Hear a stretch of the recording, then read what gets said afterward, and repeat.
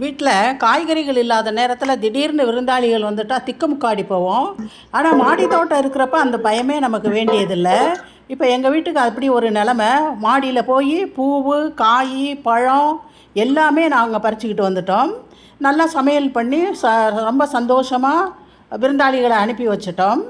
இந்த மாடி தோட்டம் நமக்கு ஒரு வரப்பிரசாதம் தான். கொஞ்சம் எஃபர்ட் போட்டோம்னா நமக்கு தேவையான அத்தனையும் கிடச்சிருது. கத்திரிக்காய், தக்காளி, பழங்கள், கும்குவாட்டு, கொய்யாப்பழம், புடலங்காய் நிறையா எல்லாமே எங்கள் தோட்டத்திலேருந்து இன்றைக்கி கிடச்சிருக்கு.